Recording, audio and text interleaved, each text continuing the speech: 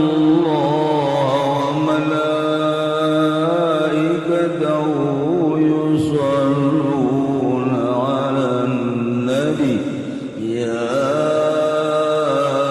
ayyuhalladzina amanu sallu 'alaihi wa sallimu taslima. Datang pemabokan ti Yahudi, datang pemalingan perkorupsian ti Yahudi, ya datang ka isme politik nu aya di Indonesia, politik Yahudi, perekonomian nu aya di urang perekonomian Yahudi, budaya nu aya di Indonesia budaya Yahudi. Di urang teh geus berbudaya na budaya Yahudi lu sabenerna mah. Masyaallah, naudzubillah min zalik. Lamun eueuh kiai-kiai anu ceramah muludan rajaban anu ngayakeun pengajian-pengajian wallahu a'lam. Untung masih kana Eki Fudoli.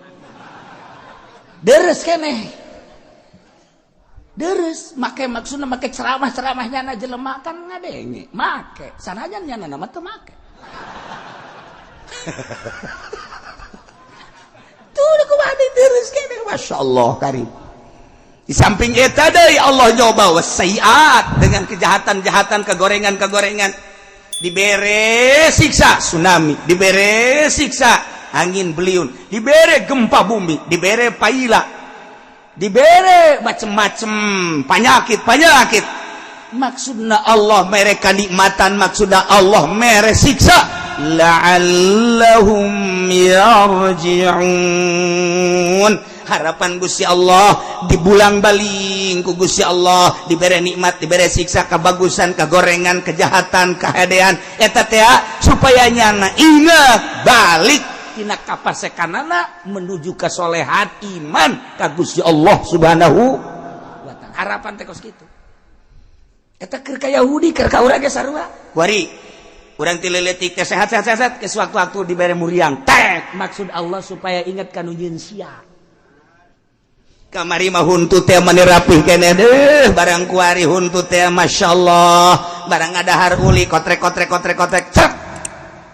cek jana ieu uli kunaon aya keramikan uli heran aing mah ieu uli aya keramikan ditereuy bae horengan barang ngaca huntunyana weuh hiji dianggap keramik kunyana coplok geus kuari mah gareham geus eueuh di dieu geus eueuh kamari mah beuh ngadahar anu teuas-teuas boro-boro jengkol siki asem ge kuat kuari mah geus teu kuat nyana maksudna ditegor ku Gusti Allah lain sia ta huntu nu aing inget sia ka aing nyeuna kamari mah ceuli ngadenge pohara jasa berbagai suara-suara urang dek ngadenge seni Sunda ngeunaheun urang dek Betawian ngeunaheun okak-ekek kemudian urang ngadenge band ngadenge orkes rock and roll dan lain sebagainya suara-suara ngeunaheun sia sageunahna bae teh ceuli nu aing sia mulai sababna mah macem-macem kapanasan teh tidagor teh gering panas teh dek we kurang kuari melegpag ceuli ngomongnya aduh dok nggak kedengeran apa-apa dok ini telinga saya dok korek-korek udah terlain cager makin bahaya makin kaditu makin wah makin tekadenge lang nyarakan dokter goblok ta dokter kamari mah gercan ka dokter aing aya saya tiba kuari mah geus sating eueuh maksudna naon Allah supaya naon inget lain ceuli sia nu aing sakedeung deui boro-boro ceuli nyawa sia cokot sok aing mata nu kamari mah dedeleuan urang barang beunta wah satengah dunia kadeuleu begitu urang neuleuh di Singapura macem-macem jelema aya begitu urang neuleuh di Ambon nu hararideung aya neuleuh urang di Bali beuh nu lalancip kikiran aya neuleuh urang di Bandung masyaallah make kebaya weuh parahiangan masyaallah mantap jasa neuleuh pamajikan urang jibrud kadeuleuh ku urang kadeuleuh mata cak Allah sia lain nu sia ka mata nu aing awas sia ku aing dingerikeun sia tak saeutik mulai rada ditrahumkeun mulai rada ditekadeul ka belah dituna teu kadeul lain nu sia nu aing gering lah urang jantung lah kemudian paru-paru lah kemudian beuteung lah dan lain sebagainya lah eta ona masih kena deres aya anu awakna sehat nu hiji da teu fungsi. Iya mapan puyeng kana hulu. Duit boga, awak sehat tapi teu fungsi. Kuali aja lah mana. Dirahasiakeun tapi teh. Belah kenca sih.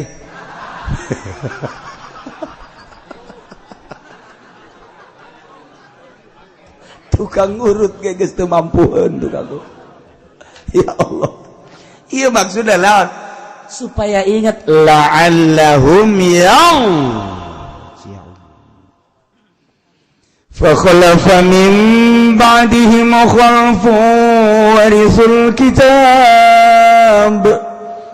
Fakhalafa maka datang sebagai pengganti min ba'dihim sabada para Yahudi khalfun jalma-jalma anu ngagantian bapa moyangna yane generasi-generasi kadieuna sebagai penerus warisul kitab anu ngawaris kana Taurat nyana ngomongna nyekelan Taurat di Yerusalem nyana ngomongna nyekelan Taurat di Israel nyana ngomongna nyekelan Taurat di berbagai negara Yahudi teh nyekelan Taurat ngomongna masa kumaha Nasrani nyana ge nyekelan Injil ngomongna karitu generasi-generasina yakhuduna radhahal adna anu nyana nyarokot kana banda-banda inu hina padahal mah jelema lamun nyekelan kitab Taurat nu asli kudu anti dunia jelema lamun nyekelan Injil nu asli kudu anti dunia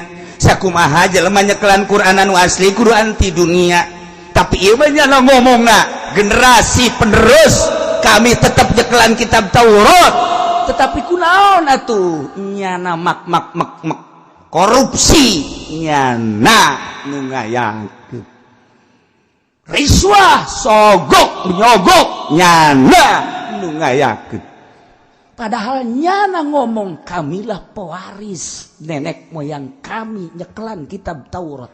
Apakah kitab Taurat ajaran Kangjeng Nabi Musa seperti eta? Teu.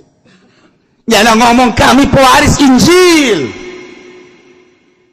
Kunaon atuh kuari maling nyana, korupsi nyana, mabok nyana, riswah sogok menyogok nyana.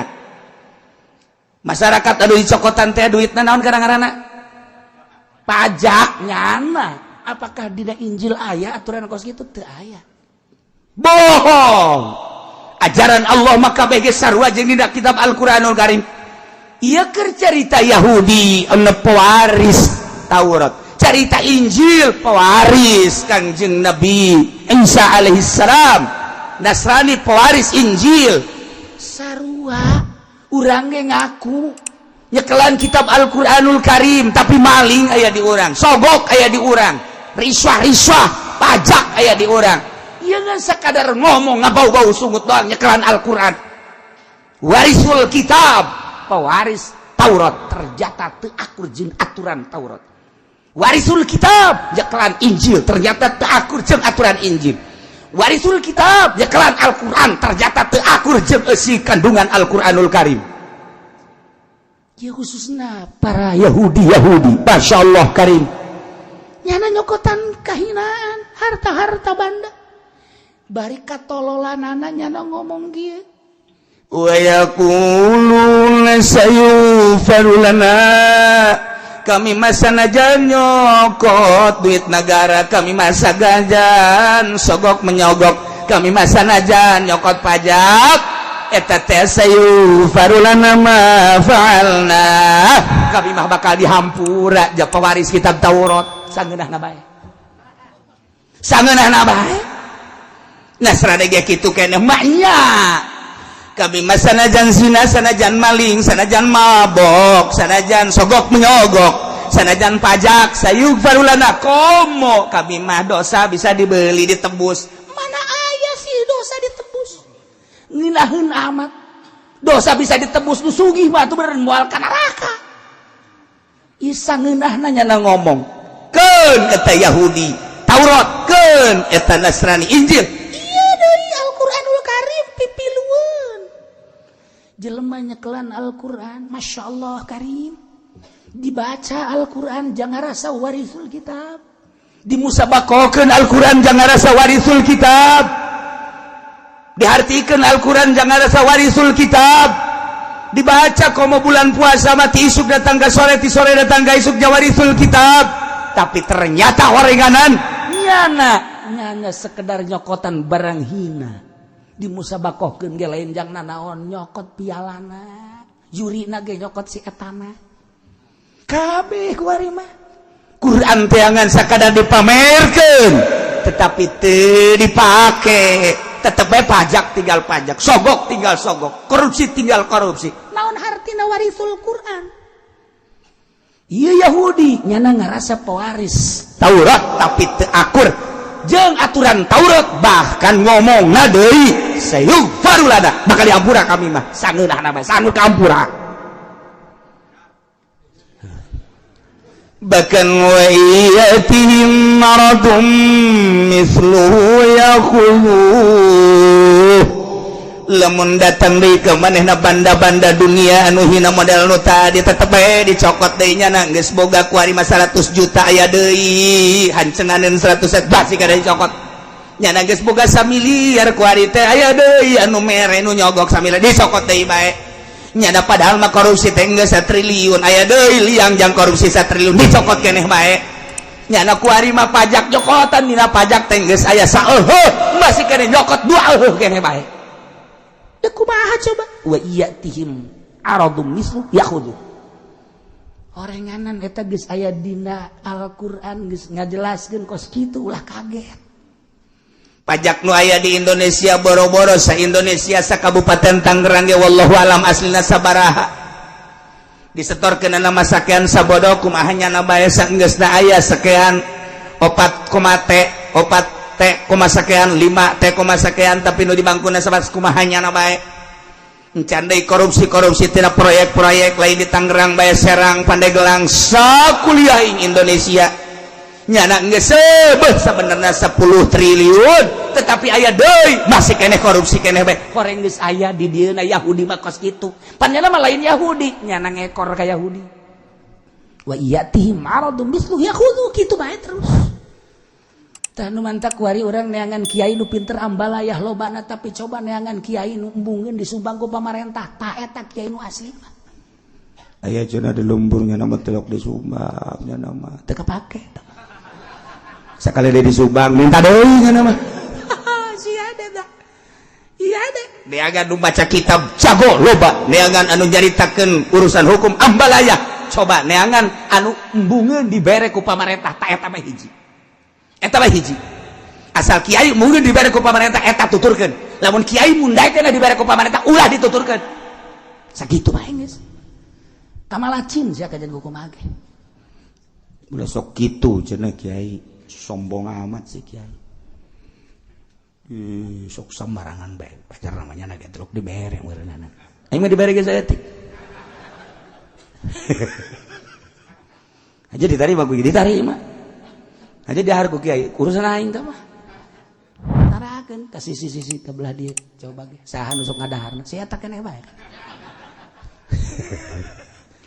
ji embung ieu mah kajian ku kumaha ge sebab naon izin ka Allah engke kumaha mun ditanya ku Allah sebab naon eta pajak adalah getih masyarakat nanah masyarakat manya kudu nguyupan nanah jelema tih nu mantak diaji Al-Qur'an diaji kitab hadis Kanjeng Nabi pohar hebat jasa urang mun ngadengekeun mustalahat hadis teh jago jasa mustalahat tasawufna hebat jasa urang nyaritakeun fikihna beuh usul fikihna jam'ul jawamaina hebat jasa asbah wan nazairna hebat tapi nyana dupak di duit pamarentah nonsen naonan nu kos kitu masyaallah tah ieu Yahudi orang nu kos kara itu Taurat dicekel nganggap yana pewaris Taurat tapi dipakai neangan barang nu hina yana dunia geus aya ge manehna tetep bae nyokot deui bae ngomongna lamun diomong sayuk parulada bakal dihampura masyaallah karim harapannya na al-maghfirata dihampura padahal wahum aiduna ila ma falu terus-terusan manehanana musirruna alaih terus bae padahal mah nyana nyokotan dunia dia padahal ma walaysa fit taurati wa'dul maghfirah mal israr setik-ketik acan perjanjian dina kitab Taurat bakal dihampura lamun nyana netepan kana nyokotan dunia melalui kitab Taurat ti dituna nyokotan riswah sogok menyogok tina kitab Taurat nah nyokotan pajak tina kitab Taurat nah nyana ngomong bakal dihampura padahal laisa fit Taurat wa'dul maghfirah ketikatan janji hampura bari nyana netepan karena salah kitab Taurat. Alam yukhad alaihim mitsaqul kitab, apakah henteu dicokot isi pam takripan geus alaihim paranehanana mitsaqul kitab janji kana kitab Taurat manehanana kapan nyaho jeung geus berjanji bapa moyang baheula nyana teh apan ngaroromong tina perjanjianna alla yaqulu 'alallahi illal haqq nyana mah moal ngomong ka Allah Subhanahu wa taala kecuali anu bener kecuali nu haknya na geus ngaromong ka itu baheula bapa moyangna wa darasu ma fihi nyana teh geus mararaca kana naon isi kandungan kitab Taurat tapi palima kadzabu alaih kunaon nyana ngabohongkeun make jeung ngomongkeun bakal dihampura ieu sayub parulana padahal nyana netepan kana dosa ya wa darul akhiratu desa akhirat kampung akhirat khairul lil ladzina yattaqun lebih bagus ke jelema anu sieun kana paharaman eta teh haram sogok menyogok urang inget darul akhirat embung eta teh haram lantaran eta teh korupsi embung eta teh haram eta teh lantaran pajak embung mun inget ka darul akhirat khairun nyana teh moal daek ngadahar duit nu haram. Afala yaqilun, apakah nyana teu berakal eta kiai-kiai? Apakah nyana henteu ngarti eta DPR? Apakah nyana henteu paham eta pejabat-pejabat padahal eta haram kok terus bae? Coba bacakeun di kitabna tah, tangkorak DPR baca ku sia goblok. Tah, pemerintah baca ku sia tah, aing mah supaya si ulah ka neraka. Baca ku sia tah. Afala yaqilun sia gablek akam teh si tolong. Tungtung orang ribut deh jeung nyana Pak. Lain kana sehatan ribut silih teluh bae. Ulah pud, dadang we pud. Atuh maksudna sabangsa ieu. Hese kesadur gara sehatan ku ari geus kabehan kitu. Sugan teh mah bakal na kiai jadi bupati teh bisa nganasehatan minimal jang dirina horeng katangkep nyana. Ku ari mah santren. Sugan teh mah kiai jadi DPR sugan teh mah bisa nganasehatan umat minimal jang dirina horeng nyana ambalayah kabelah dituna Quran aya di otak nyana kitab aya di hate nyana sagala rupa aya di otak nyana tapi nyana teu make persis kos Yahudi anu warisul kitab nyana ngawaris kana kitab Taurat bari dibaca ku nyana bahkan didengung-dengungkeun ku nyana tapi nyana tetep maksiat dengan bahasa sayuk parulana bakal dihampura enak aya lu je urang ngomong ka DPR hei Pak atuh langsung membilang kage dihampura Gusti Allah mamah roman enak aya lu je cak pemerintah dam kage urang geus pensiun mah urang ge geus minta hampura enak aya lu gua tabok lu ngomong sangeunana sayuk parulana deulekeun emang gua catetanana Rokib atib kinca katuhu bakal nyatet si hades. Masya Allah. Nailah jang ukuran urang sing hade ulah nuturkeun Yahudi. Urang geus jauh perwatakan Yahudi nyana ngaku sebagai pewaris kitab Taurat. Nyana maca kana kitab Taurat, berjanji dina kitab Taurat manehanana. Tetapi manehanana anu mengingkari kitab Taurat. Cak dina kitab Taurat ulah maling nyana maling cak dina kitab Taurat ulah mabok nyana mabok cak dina kitab Taurat ulah zina nyana zina cak dina kitab Taurat ulah pajak nyana pajak cak dina kitab Taurat ulah sogok menyogok nyana ngalaksanakeun dengan bahasa sayub parulana gerak ka akhirat dibeuleum nyana ulah nyana bae penginjil sarua ulah nyana bae penguran geus sarua bae Quran kuari dibaca Quran kuari dihartikeun, Quran kuari dicarita-caritakeun tapi teu dipake naon hartina. Ieulah bakal ingatkeun wadarul akhiratu khairul lil ladzina yattaquna afala yaqilun. Kampung akhirat leuwih bagus pikeun jelema nu sieun kana berbagai perharaman-perharaman. Tah ditadakeun ku Gusti Allah. Boga akal henteu sia, lamun boga akal jauhan eta haram. Lamun sia boga akal sempurna jauhan mabok jauhan zina jauhan maling korupsi jauhan pajak jauhan sogok menyogok aman tidinya aman jaga di akhirat Kangjeng Nabi Musa teh lahir di tengah-tengah kebiadaban Firaun. Awalna kaum Bani Israil nu di Palestina teh urbanisasi urban ka Mesir. Saat menjabat Firaun ngaku jadi raja, naik ngaku jadi pangeran. Kaum Bani Israil teh terdesak. Israel teh diperbudak ku Raja Firaun. Untuk menyelamatkan kaum tersebut, Gusti Allah ngutus Kangjeng Nabi Musa, nu lahirna Kangjeng Nabi Musa teh di Mesir.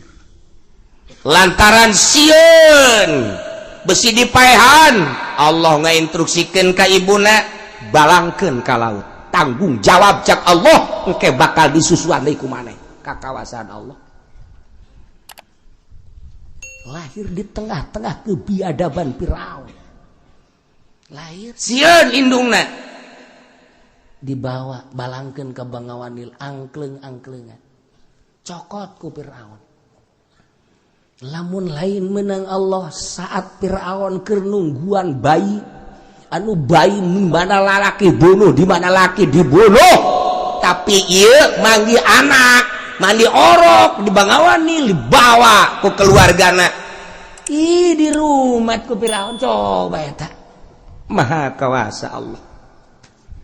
Nangis ibuna Firaun, ibuna Kangjeng Nabi Musa. Ceri Kangjeng Nabi Musa da teu eureun-eureun. Kulantaran sampai cerik dua cerik cak Raja Firaun meureun ieu eta aya indungna kajian buku mah ge. Geus, kuari mah cak eta teh ieu saha nu bisa nyusuan mah geus lah pokona penting cici. Ayo dibayar ku aing cak Raja Firaun. Teh angah disusukeun ka ieu cerik bae, susukeun ka ieu cerik bae, jalain indungna susukeun ka ieu cerik bae. Coba deangan saha bae coba di luar lembur ieu. Aya kadinya indungna cak Allah kaditu geura maneh kuli nyusuan ge. Kuli kula sugan bae cenah daekeun atuh ka kula mah teu nyawan indungna. Coba disusuan lek langsung wah daekeun ka sia mah tah. Geus ku sia susuan. Kajar lain indungna. Di jero batinna seuri aya, ceurik aya, mana Kangjeng Nabi Musa. Seurina atuh emang anak ai caknyana. Ai ceurikna mun kanyawan ieu dibuluh. Tapi ka kawasan Allah aman terus we. Anak disusuan ku indung bari teh nyahoeun disangka lain indungna. Coba eta hayu. Ye gede dididik di pendidikan penuh kebiadaban. Teu aya norma-norma agama ketauhidan. Penuh ku didikan ahli-ahli sihir di dinya teh. Peradaban-peradaban buang kawarah. Allah Maha Kawasa dek ngamunculkeun rasul di tengah-tengah kebiadaban. Maha Kawasa Allah. Gedelah Kangjeng Nabi Musa. Digalilah perkembangan di negara kaum Bani Israil teh ieu teh di naon kitu ngaranna diperbudak jauh jeung kaum asli Mesir. Minta pertolongan ka Kangjeng Nabi Musa lantaran ribut jeung salah satu kaum. Ditinju ku Kangjeng Nabi Musa. Dah sugan teh moal pae. Masyaallah. Kagagahan Kangjeng Nabi Musa. Kangjeng Nabi Musa dibalik ka dinya anu ngabejaan. Firaun neangan maning ulah balik dibunuh sia. Berangkatlah Firaun ka negeri Madian. Ini lalakon nu kamari bisa poho deui sia. Tuh, emang atuh pohoan bae jangan nonton TV malulupan. Nah, berangkat nyilib Kangjeng Nabi Musa teh nyilib. Lantaran Firaun kadenge ku jana kabehan tewak Musa buluh ku aing sia buat ieu nu deuk ngancurkeun karajaan aing. Berangkatnya ka Madian, di Madian aya aki-aki eta lah Kangjeng Nabi Syuaib. Didalegeun ku aki-aki ceng di mana sia? Ulah di Mesir cenah teh. Cie naon ka dieu? Heuh bahaya puguki lah. Bae naon tuh? paehan kula ku Firaun. Emang naonan sih ada paehan. Tak kula nulungan Bani Israel kula ditinju juga depol pae modal ki.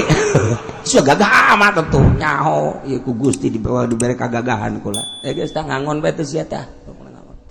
Ayo geus ngangon embe nya ngangon embe. Tapi cek Kangjeng Nabi Suhaib budak lain deui cekeuna. Lain deui budak kajen kuku mah goreng Kangjeng Nabi Suhaib teh pan geus dititipan tongkat. Ieu tongkat teh meunang ti Kangjeng Nabi Adam jatuh ka Kangjeng Nabi Suhaib, ieu kita dibikeun engke ka minantu sia. Kangjeng Nabi Suhaib darekeun minantu nu mana ieu potongan Haji Pendi mama nya. Kos kieu mah tu lain tulunganan beleumeun ieu mah jagana. Kangjeng Nabi Suhaib ge deula lain deui cenah ieu mah ieu. Kanyahoan lain deuna di mana? Begitu anak Kangjeng Nabi Suhaib hendak nginuman embe aya batu buade jasa embe teu bisa nginum aya Kangjeng Nabi Musa kadinya aja ditulungan ku Kangjeng Nabi Musa eta batu sakitu gedena diangkat ku saleubelah doang tah inuman bebeja anak Kangjeng Nabi Suhaib teh ka bapana bah aya pemuda kasep bah gagah jasa bah aja urang kagagahan aku mah emang atuh sumur aya batuan teu bisa nginum maju ku nya ku sabelah doang bah coba teh kada kos kumaha sih jelemana tah kada neng kada tah kada itu kak ulan abah nih tah kada itu kakak saya nyebut kakak ka aing teu kitu asli nama siapa ajar bener mah dikira-kira seperti gitulah jadi orang bahasa kampung kan gitulah jadi pan ngajina gejak tadi gejeung ke kampung ka tidak kadi tuku abah di mana abah di ditu ayo neng tela antara kakak mah teh nyahopan ayo Jordan pan kos di urang gitu lo buat pasawahan cai pas Siti Sopuro teh anu dihareup ngalangkang kena cai sedangkan gelis putih kadele ku Kangjeng Nabi Musa wah ieu barang haram ya waduh nyingkap kieu kadele dina cai teh putih neng wan di tukang neng kakak diharap tuduhkeun bae ka mana emang kunaon nah nyingkap neng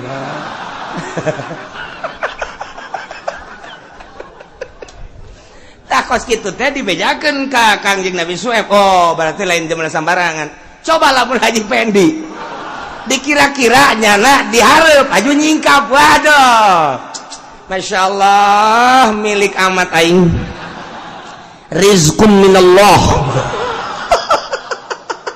mal beres nya bakal jadi hukum lagi neng ulah kenceng teuing leumpangna neng emang kunaon kalangkang abeh kebal neng emang mal beresnya nama tuh tapi Kangjeng Nabi Musa malah lain itu beres sih tukang neng tuh geus dijaga ku Allah embungeun deuleu barang haram-haram kos kitu teh ya Allah bejakeun kos kitu ka ayat oh berarti lain sembarangan kacaritakeun mah terus we kitu ngangon dikawinkeun jeung anak Kangjeng Nabi Suhaib ngaranna Siti Sopuro cuduk kana waktu ningang kana mangsa tahun kaduana Kangjeng Nabi Musa di jero hatena kudu balik ka Mesir bawa pemajikanana bah kula ka Mesir deui bah kula ieu pemajikan rek dibawa bawa atuh ku maneh bawa berangkat didoakeun ku Kangjeng Nabi Suhaib tah ieu tongkat engke nu asli bakalna dibere ku Gusti Allah ieu cekel heula sebagai lambang ieu keneh bakalna oh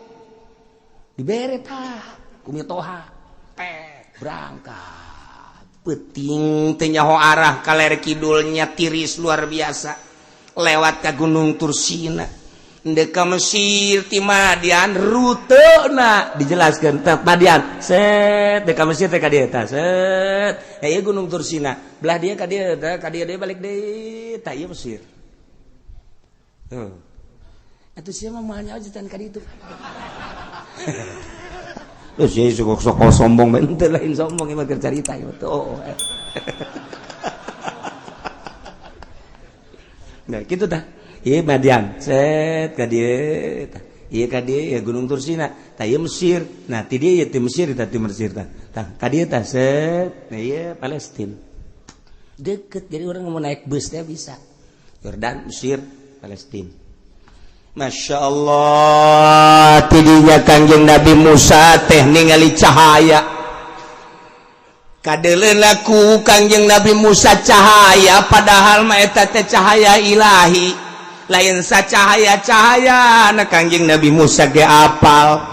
Ngan bebeja bae ka pamajikanna neng di dieu bae. Kakak teh butuh seuneu lantaran mun teu nyarita seuneu kanu jadi pamajikan engke beusi tagoyur poek bada tiris di ditu tu aya seuneu kadeleuna padahal geus apal Kangjeng Nabi lain seuneu ieu lain sembarangan panggilan langsung ti Gusti Allah tapi nyana bersyariat bahasa syariat tungguan neng kakak deuk nyokot seuneu lain padahal mah nyahoun Kangjeng Nabi Musa berangkat tet eta lah Kangjeng Nabi Musa mukalamah jeung Gusti Allah Subhanahu wa taala berangkat Kangjeng Nabi Musa langsung ke Mesir di Mesir aman menghadaplah Raja Firaun Kangjeng Nabi Musa teu aya nanaon sebab anak pan anak angkat anak kincik Kangjeng Raja Firaun entas di mana aceng teh abah neangan ka dieu geus dikerakeun aceng eueuh oh tasnya babah geus ulah ka mana di dieu aceng teh nya pan anak abah aceng teh tapi jero hatena mah buah ieu cek lain deui cek gagah jasi anak aing ieu geus aya sieun tah teu lila kabelah dieuna kemun saminggu 2 minggu aya deui kaum Bani Israil anu dihinakeun ku kaum Kipti didinya minta tulung deui ka Kangjeng Nabi Musa. Kangjeng Nabi Musa teh inget beuh aing lamun ieu ditulungan deui dihajar paeh deui bahaya aing didinya teh Kangjeng Nabi Musa ngan sakadar ngomong doang dibejakeun ka Raja Firaun Musa ieu bahaya Musa bahaya lantaran nyana selalu kitu na nulungan kaum Bani Israil didinya nyeun kekuatan Raja Firaun saenggeusna titah negor Kangjeng Nabi Musa ka Raja Firaun teguran sekali awas hati-hati berangkat maneh ka ditu jeung kakak maneh Harun sekali 2 kali 3 kali rame masyarakat maning dibeakeun Musa mah rencanalah Kangjeng Firaun hendak ngahajar Kangjeng Nabi Musa. Kangjeng Nabi Musa jeung kaum jeung Bani Israil di dieu indit nyilip diudag ku Raja Firaun datang ke Laut Merah dinya kelabakan masyarakatna akhirna instruksi ti Gusti Allah eta nu aya di leungeun tongkat hajarkeun dihajarkeun beulah 12 jalan berangkat salam Raja Firaun langsung nyusul datang ke tengah kanyu paehlah Raja Firaun tinggal Kangjeng Nabi Musa jeung masyarakat kaum Bani Israil terus we dididik ku Kangjeng Nabi Musa ka tauhidan diajak iman ka Gusti Allah kabelah dieuna mulai ngolembar napisan mah ketika Kangjeng Nabi Musa dipanggil ku Gusti Allah selama 40 poe puasa dipanggil ka ditu dipanggil tengah-tengah dipanggil ternyata ya Musa samiri nu nyiptakeun sapi anak sapi patung anak sapi bisa ngomong coba eta lalakon para jasa Kangjeng Nabi Musa turun ti Gunung Tursina ternyata masyarakatna ngomong ka Kangjeng Nabi Musa kami mah daek wari mah ibadah percaya ke pangeran anjeun ya Gusti Allah tapi kami panggieunkeun patung cara Musa sami buang ka warah cek Kangjeng Nabi Musa kakarak ditinggalkeun sakieu bae Kangjeng Nabi harus dicarekan kakak ieu gawe kakak ieu ditinggalkeun 40 poe bae kieu ku kakak ieu acak-acakan ai kakak naon gawe sih ai kakak emang teu dakwatan naon Musa ulah marah maneh aing ge sarua aing nya eta aing ge sarua dakwah aing teu didenge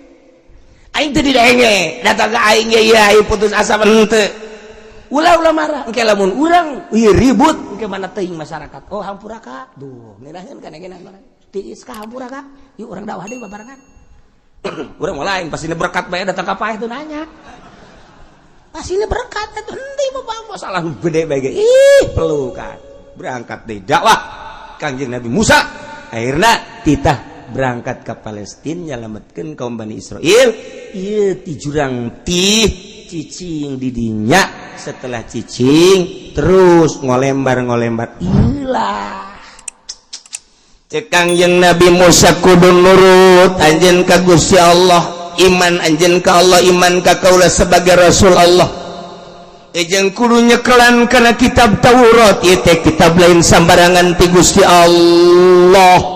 Nah, di zaman harita teh kapan turun temurun Taurat teh terus dicekelan ku kaum Bani Israil yang Yahudi teh datanglah ka zaman Kangjeng Nabi Muhammad sallallahu alaihi wasallam. Ilah ku Kangjeng Nabi dicaritakeun. Walladzina yumassikuna bil kitabi wa aqamus shalah. Ari jelema-jelema Yahudi anu nyeklan page bil kitab kana kitab Taurat anu asli nu baheula anu henteu ditahrif, henteu ditagir, henteu dirobah-robah.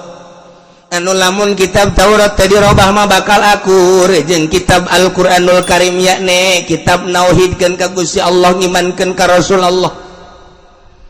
Jeung make syariat aturan-aturan ti Gusti Allah nu mantak cek Kangjeng Nabi di zaman Kangjeng Nabi Musa datang ka ayeuna ieu Yahudi anu nyekal teguh kana kitab Taurat anu asli datang ka zaman ayeuna zaman kaula hajunya nangimankeun ka Al-Qur'an sebab dititah di jero kitab Taurat ge engke lamun aya Kangjeng Nabi Muhammad eta teh rasul aing anu terakhir iman anjeun kadinya. Iman Yahudi anu asli mah anu nyekelan kana kitab Taurat mah asli aya Kangjeng Nabi Muhammad teh nya langsung maca dua kalimat syahadat asyhadu an la ilaha illallah wa asyhadu anna muhammadan rasulullah,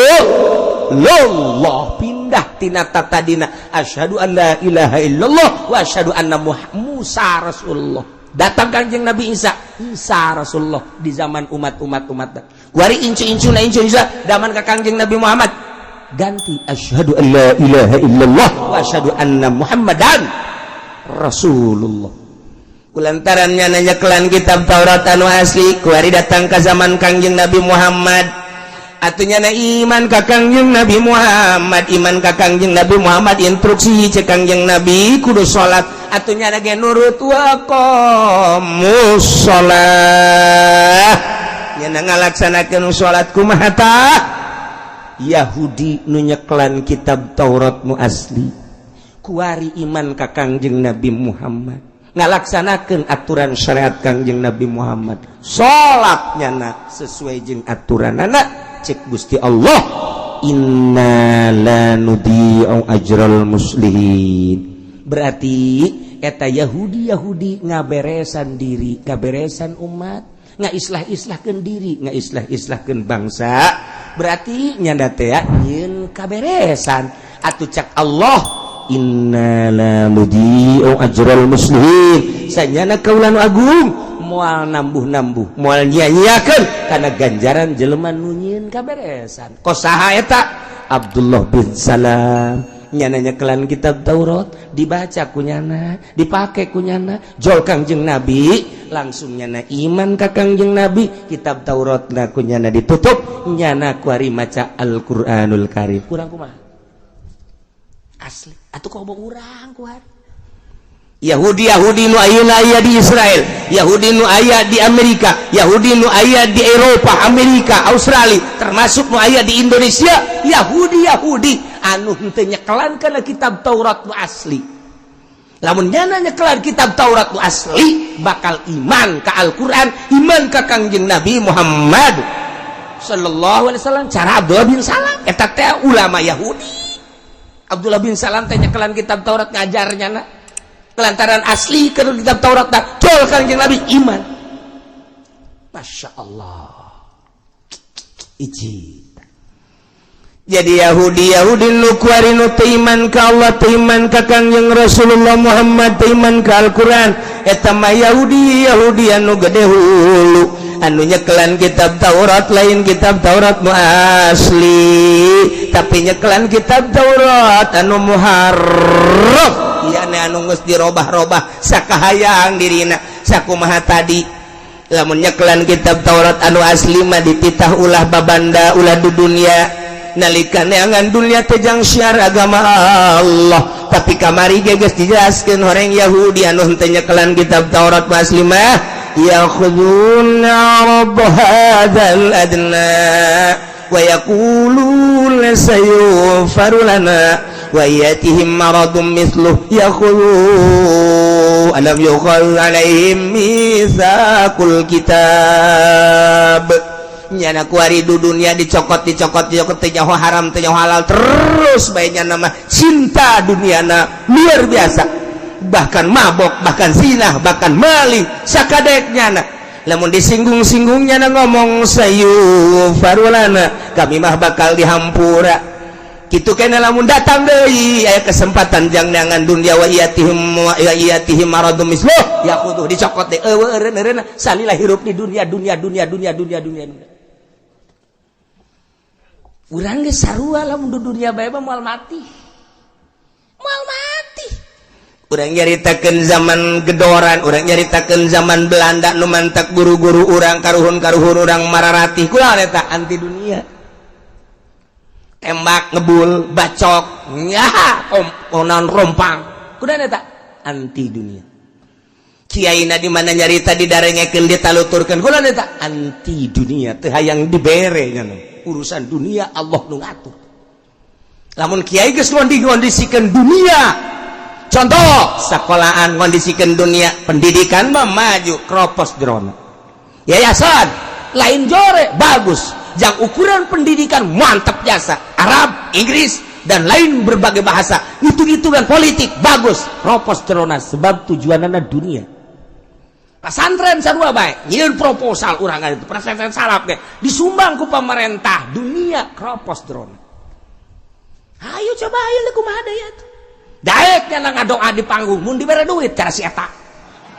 kropos jerona sia mah seuri bangun heuleuh teh gitu kropos jerona ayo deuk kumaha deui babarengan cenah jeung partai dibere duit ieu mah cenah hiburan bae hiburan tolol tah emang ulah ka partai kudu karena Allah pek bae maneh di Golkar karena Allah lillahi taala Allahu akbar aya jelema di partai karena Allah mal aya atuh dah naon teh cenah kula mah teh di Golkar aya ge di nu tandukan teh weh Alhadin sawa pada bae ge sira memengkoon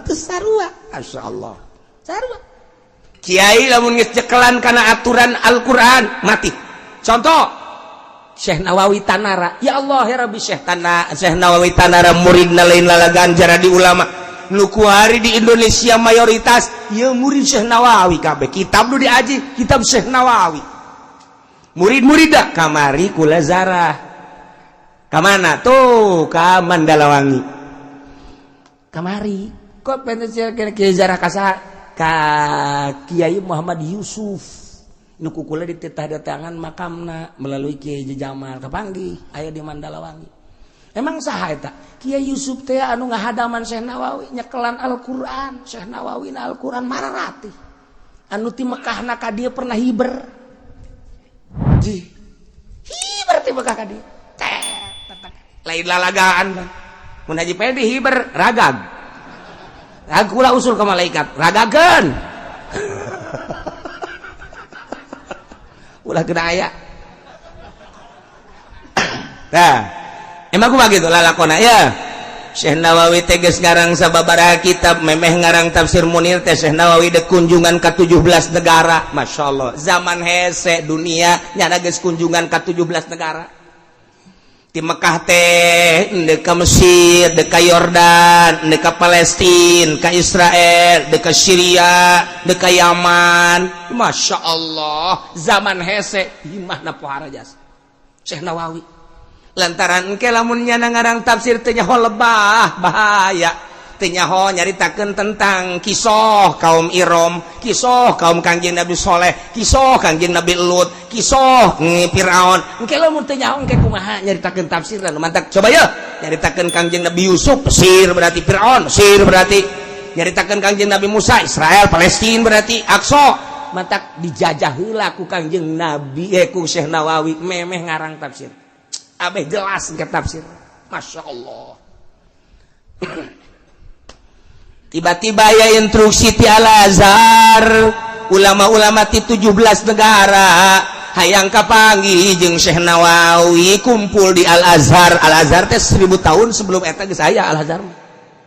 Lain lalagaan Al-Azhar memang kumaha kitu. Tiba heula Al-Azhar. Imam Syafi'i Al-Azhar, eta nu kabarah dia Imam Sujai Al-Azhar. Wah beh, Al-Azhar baheula mongkos kitu. Lain lalagaan. Nah, ieu aya instruksi, aya surat kudu dibawa Syekh Nawawi ka Mesir. Dipenta pertanggungjawaban karanganana hayang nyaho ieu jelemana kos kumaha lantaran karanganana pohara hebat amat. Karangan-karanganana ieu biagah amat. Urang mana ieu Nawawi Al-Bantani hayang nyaho kos kumaha jelemana. Coba cari nyaritakeun langsung Syekh Nawawi kos kumaha panggil kutu 17 negara. Langsung datang utusan ka Syekh Nawawi.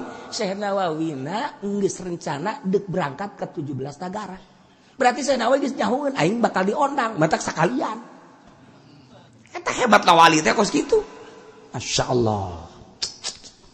Sekretaris Syekh Nawawi di Makkah teh Kiai Sukari Petir, kakana Kiai Samsudin. Ari ieu ngaranna Muhammad kitu tah ieu teh hadamna Muhammad Yusuf teh hadam tukang lamun aya naon ka Syekh Nawawi mun aya naon sen bari ngaji terus we ngahadaman Syekh Nawawi padahal Syekh Nawawi mah teu hayang dihadaman tapi terus we ngahadam akhirna kapake ku Syekh Nawawi berangkat Syekh Nawawi ka Mesir ndek nyumponan panggilan dunia, panggilan ulama dunia di Al-Azhar. Di samping ulama-ulama ieu raja-raja saat eta hadir kabeh deuk menyaksikan Syekh Nawawi. Nu diajak ku Syekh Nawawi ya Muhammad Yusuf hadamna teh eta bawa tas gitu bawa. Ki Sukari mah kabeneran henteu diajak duaan. Berangkat datanglah ke Mesir. Geus datang ke Al-Azhar, cek Syekh Nawawi teh Yusuf kades ya. Jubah aing pake Gus Yai. Nya, tak. Engke sia lamun dipanggil Nawawi Bantani sia tampil. Aing hadam sia. Ji. Cek Muhammad Yusuf kitu amat ulah ngomong geus kitu wae sih sia. Engke kumaha tuh engke kula geus sia aing dijampe ya. Cak. Jadi pinter. Eta Muhammad Yusuf dijampe jadi pinter. Coba-coba kuari, anak orang jampe ku Haji Pendi, nggak bodohan. Nu tadina talar ikroh henteu. Ulah coba-coba. Jampe teh sing ada jampe. Langsung settingan Syekh Nawawi. Maksud Syekh Nawawi kurang aing embung kanyahoan bahwa aing Nawawi. Embung kanyahoan geus sia bae. Batur mah ulama internasional embung kanyahoan. Urang mah nu lain kiai ge bogana boga kartu nama KH. Malah memberi profesoran gitu. Belon jasa emang urang mah. Lain kiai ge wayang ngariung mah aing kiaina. Aing kiaina abe berangkat gede. Masya Allah. Syekh Nawawi mung langsung datanglah ke Al-Azhar ieu.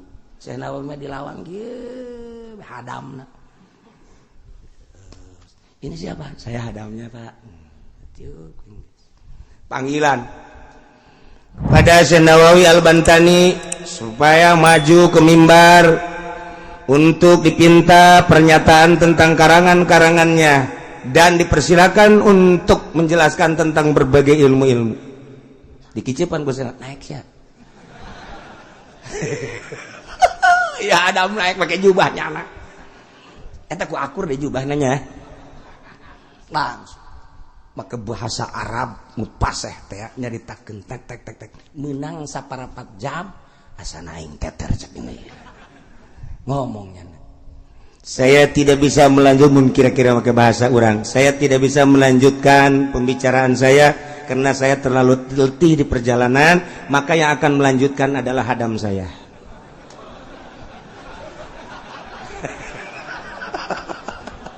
Nyana bergaya Nawawi deh. Silakan Adam. Syekh Nawawi atuh kadinya teh langsung cerita.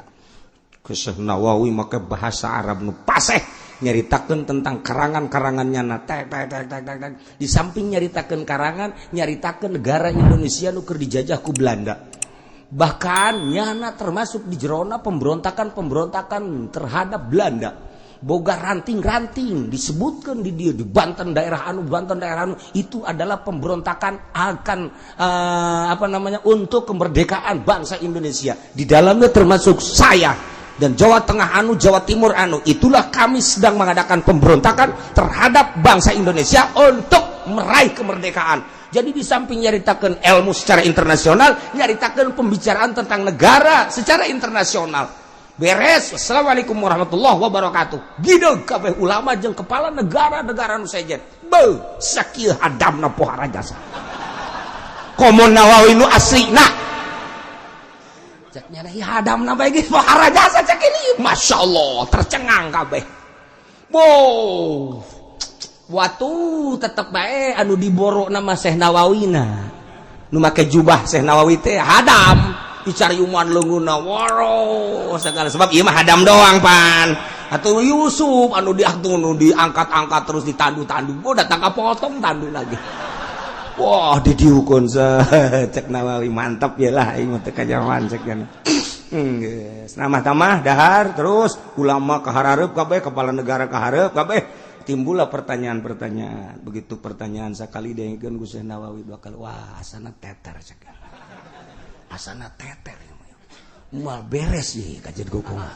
Wah daripada mual beres cek Syekh Nawawi nangtung Syekh Nawawi tadi sih Yusuf adik Yusuf buka jubah sih jadi kau yang dipakai deh kabeh kaget Nawawi nu asli kula cek teh ieu mah hadam kabeh kaget atuh waduh ieu kami katipu kabeh. Waktu kabeh diboro Syekh Nawawi itu, kuari ke Syekh Nawawi cium tangan dan lain sebagainya, beres. Lantaran kewalahan Syekh Nawawi, kewalahan. Udah Syekh Nawawi udah cukup. Iya tah. Kopeahna ku Syekh Nawawi dikitukeun dimiringkeun. Kacapean masalahna. Pan aya capek urang gesok kitu kan tah. Dikitukeun. Ih, ieu gedong dengdek. Kopeah didengdekeun gedong dengdek. Masya Allah. Ai Haji Pendi mah kopeah lempengnya dengdek bae. Maksudnya jelmana udah dendek. Ulama kabeh kaget. Masya Allah. Ieu negara lain lalagaan ieu gedong dengdek ku kopeh dengdek bae. Wah tuh cicing kabeh. Capek saya ceknya nanti. Oh nu wani akhirna. Geus mentek tenang didengdekeun doang kopeh dengdek. Nah, terakhir setelah pertama isukna bahwa kami atas nama negara dan atas nama Al-Azhar akan memberikan hadiah. Insyaallah hadiah ini luar biasa. Mohon diterima. Cek Syekh Nawawi, saya akan kunjungan ke 17 negara. Ini hadiah disimpan dulu di sini. Saya nanti akan kunjungan dulu. Insyaallah kapan-kapan saya pulang saya ambil. Embungeun dibere hadiah. Atau potongan gitu mah, Pak? Gawe henteu naon teh hayang hadiah tolol teh coba yuk. Eta akhirnya berangkat ke 17 negara ari teh dicokot embung teh hadiah moal kuari ge eta hadiah nu jang Syekh Nawawi masa keneh. Termasuk tanah milik Syekh Nawawi nu di Mekah nya kan dibere ku raja eta atas nama Syekh Nawawi kuari ge diteangan ahli warisna hendak dibayar triliunan. Diselidik warga desa ahli waris aya man Syekh Nawawi kan boga wasiat ayat 7 wasiat lamun wasiat eta dirumpak wasiat eta bakal cilaka mentek eueuh lain lalagaan teh Syekh Nawawi tah kukula ditanyakeun coba kuburan Muhammad Yusuf Mandalawangi aya eueuh kula deuk zarah ka ditu diteangan aya kamari teh zarah ka ditu aya kuburanana baheula jana balik ti ditu nyeun pondok teu lila maot jadi ulun terus ke datang ka ayeuna ai incuna mah anak incuna mumpama aya ya tah Muhammad Yusuf teh nu babarengan jeung Syekh Nawawi ya Allah eta Syekh Nawawi teh kami murtapiah eta tah kali pasir kali pasir eta teh kapan alo lantaran eta teh anak Kiai Haji Basuni teh eta ke Ki Murtapiah teh kapan ka datang ka Syekh Nawawi di Mekah cak Syekh Nawawi teh ya sia ieu teh dibere doa ieu nya ngan doana 3 kali balik ulah napas di mana-mana maneh darurat baca nya aya catetanana terima geus nuhun ayo pantak ka Madinah ti Madinah teh kapan ka Mekah deui waktu ti Madinah ka Mekah pan baheula mah zaman naik onta teh kapan 70 onta 100 onta di KL-KL-keun bae kapan ai pemimpinna mah hiji atawa 2 ti hulapan nya nama sakeduk teh jaban sakeduk kabeneran Nyi Murtapiah teh pangtukangan naik ontakna weting je kontreng baheula maka Mekah teh kos kitu nasibna buruk Nyi Murtapiah teh pegat sakedupna pegat jeung onta nu hareup waktu onta itu bagus ka mana rombongan tinggal ieu keun teu maju onta mah lamun sorangan mah barang gitu waduh cak Murtapiah ieu aing pegat di musejen masyaallah ceurik leutik sorangan kan nu bogana mah ti heula lieu ka dieu sorangan ka ditu sorangan tengah-tengah gurun sahara beuh ieu aing sorangan mana nya awewe tuh batur ceurik teh lain lalagaan Nyi Murtapiah inget dibere doa ku Syekh Nawawi dibaca tulisanana aya 3 balik ulah napas teu datang-datang sabalik ge teu napas teu bisa panjang cenah tita 3 balik teu bisa lah cek Nyi Murtapiah sanajan teu napas ge sanajan napas bae ge Syekh Nawawi mawali ieu dihadiahan aya Syekh Nawawi di Mekah harita nah dibaca bae ku nyana bari napas-napas oge ge menta ka Gusti Allah tak ieu diijabahna doa eta rombongan kapilah anu ti heula lulus ninggalkeun nyana bangsa kira-kira bangsa 10 kilo leuwih lah es kabeh prak lu hudang hiji-hiji acan es dikersakeun ku Gusti Allah ajunya Siti Murtapiahna jol bae aya tamu assalamualaikum urang Arab tapi make bahasana bage bahasa urang ya sia sorangan di dieu Murtapiah ieu urang Arab bisa bahasa Sunda heran aing mah ayo nyaing anya teh geus basinsin ya tuturkan ya pokona masih naik kerja cek Siti Murtapiah urang Arab sih kos urang benteng mah heran aing mah ngomong Arab biasa make ke ieu makena udang-udang make tapi eta ngomongna Sunda ses sok sarodi sakjana teh iman negara mulia sakjana naik itu aing nu nonton bari ngomong beta ngomong Sunda si Murtapiah kaget bingung Arab apa kelahiran mau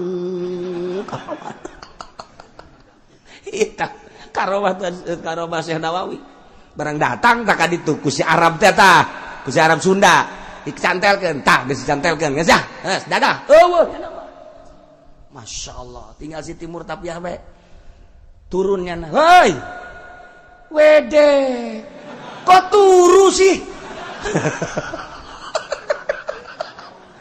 atuh aja taruru ge waduh bangun udah kabeh karulia tuh torenganan ieu pangmimpin nama urang Arab keur kabingungan lantaran leungit hiji kan kunya ada dihitung tah hiji dua ieu hiji cek dan aing teu tanggung jawab ieu ka mana ieu nu hiji barang datang teh atuh kaget kan ceritakeun ieu bisa ka dieu kumaha bejakeun tadi aya urang Arab gitu masyaallah tah ieu doa Syekh Nawawi tah kula boboga doana cenah kieu hayang sapi hiji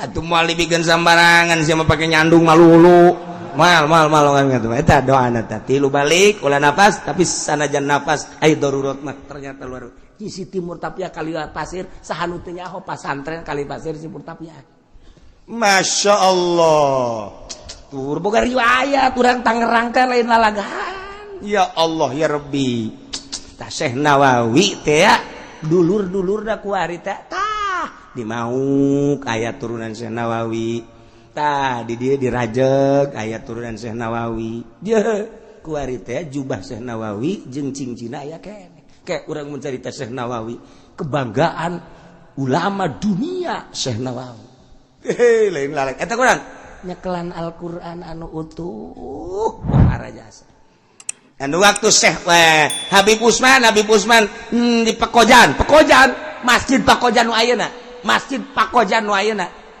tak eta teh masih dengan gua udah rehab eta teh dijieun mimbarna ka Syekh Nawawi kadinya umur Syekh Nawawi kakarek 12 tahun Habib Usman geus jadi mufti Jakarta umur Syekh Nawawi 12 tahun begitu datang kadinya Beb ini kurang gidul terlalu ngalet wah tahu dari mana katanya kamu ini udah hasil nah apa namanya palak saya dihitung tetap ini kurang ngidul Beb jangan begitu kamu anak kecil tahu dari mana katanya nyana naik tak kadinya Syekh Nawawi tak didelekeun plak minta ke Allah kadeuleu Baitullah Beb sini ada apa sini naik sini deh tuh Baitullah ini mimbar kan kurang ngidul ya Masya Allah lu bukan anak kecil ternyata dipeluk Habib Usman eta hayang nyium leungeun Syekh Nawawi hese jasa teu bisa anu diciuman dia terus udag-udagan ini udah dicium teu bisa kan kulantaran budak leutik ai Habib Usman kolot ditikem cium kunyana men hampir Habib nyium leungeun Syekh Nawawi itu geus beres dicium Syekh Nawawi ge nyium deui saya harus nyium Habib sebab Habib kan zuriat Rasul embungeun dicekelan bae tuh batur mah main cekel-cekelan aja pede mah cium lo emang bangka warahnya namanya tuh aduh yang sabalik balikin lo diblok balikin ya Allah ya Rabbi saya ada umur 12 tahun geus buka sapah deuk kumaha atuh 12 tahun geus buka sapah kumaha atuh ya Allah ya Rabbi ternyata bukan anak kecil kamu lebih dari saya segala-galanya tidinya lah langsung guru Habib Usman mufti Jakarta ya Allah ya Rabbi kos gitulah carita Syekh Nawawi eta keur zaman encan ka Mekah kakarak 12 tahun atuh qadieuna lain lalagaan tenar kuari sangat tenar dengan Syekh Nawawi Al-Bantani tah kos kitu nyekelana eta Al-Qur'anul Karim tileletik jalan mah talal Al-Qur'an lantaran asal ngaji teu poho asal ngaji talar teu poho asal ngaji talar teu poho asal ngaji talar teu poho urang mah asal ngaji teu bisa poho atuh hese Yasin ge Yasin aya talar heuh jasa lam yakunil hese Iqra bismi rabbikal ladzi khalaq khalaqal insana min 'alaq Iqra bismi rabbikal ladzi khalaq khalaqal insana min 'alaq Iqra bismi rabbika tidak hareuna ya gunana tak gara-gara dijampek wajib dimuter tuh ya nah ieu Yahudi lamun jakelan kitab Al-Qur'anul Karim nu asli nyana ge langsung syahadat pindah tuh tadina asyhadu alla ilaha illallah asyhadu anna muhammadar rasulullah jadi asyhadu alla ilaha illallah wa asyhadu anna muhammadan rasulullah ceklan kitab Qur'anul Karim nu asli bakal jitu hebat sakti urang Kanjeng Nabi sakti Sida Abu Bakar Sida Utsman Ali sakti sahabat lain nu nyeklan Al-Qur'an sakti kabelah dieuna wali-wali sangat sararakti diteruskeun ku Syekh Nawawi sakti Syekh Khalil Bangkalan sakti Ya Hasyim Asy'ari sakti kabelah dieuna terus kiai-kiai nu nyeklan Al-Qur'an anu anti dunia sararakti kabeh asal enggeus proposal bae sakto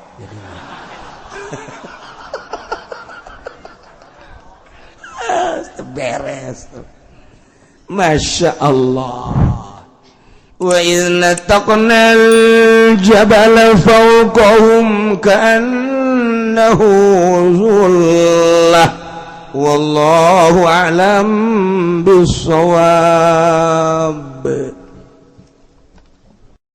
adimi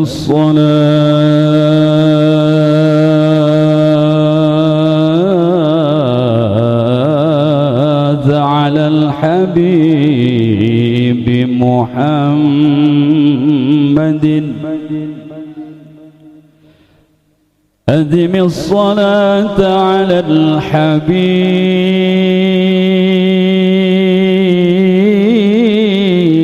الحبيب محمد فقبولها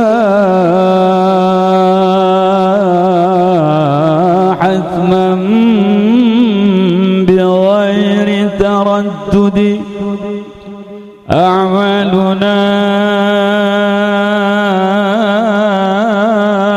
بين القبول وردها أعمالنا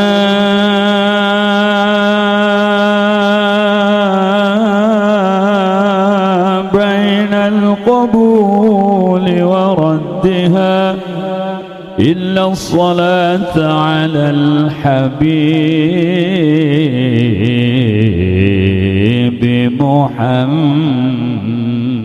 محمد يا رب بالمصطفى بلغ مقاصدنا واغفر لنا ما مضى يا واسع الكرم محمد سيد الكونين وثقلين والفريقين من عرب ومن عجم يا رب بالمصطفى بلغ مقاصدنا واغفر لنا ما مضى يا واسع الكرم نبينا الأمير نهي فلا أحد أبر في قولنا منه ولا نعمي يا رب بالمصطفى بلغ مقاصدنا واغفر لنا ما مضى يا واسع الكرم هو الحبيب الذي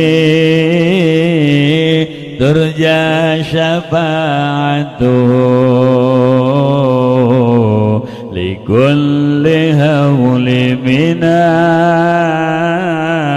الأهوال مقتحم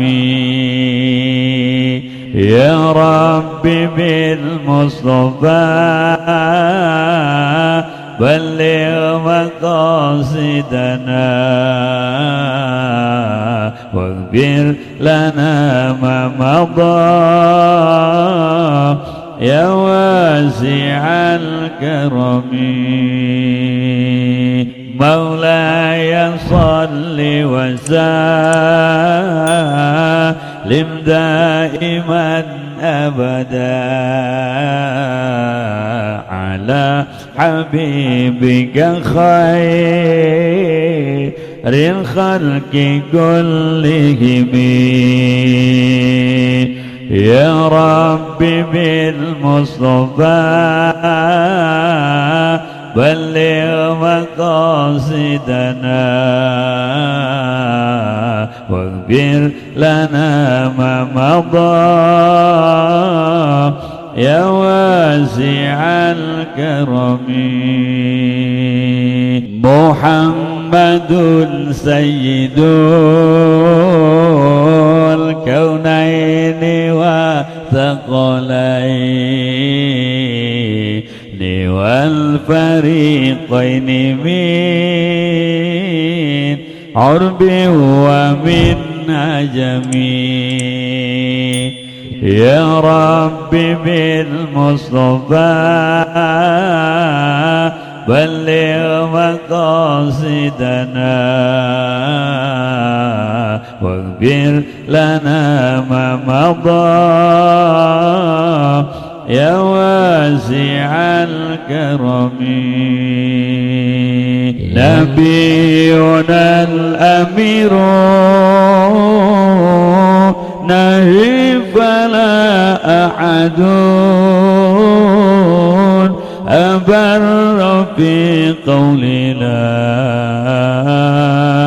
منه ولا نعمي يا رب بالمصطفى بلغ مقاصدنا واغفر لنا ما مضى يا واسع الكرم هو الحبيب الذي ترجى شفاعته لكل هول من الأهوال مقتحم يا رب بالمصطفى بلغ مقاصدنا واغفر لنا ما مضى يا واسع الكرم مولاي صل وسلم دائما أبدا على حبيبك خير الخلق كلهم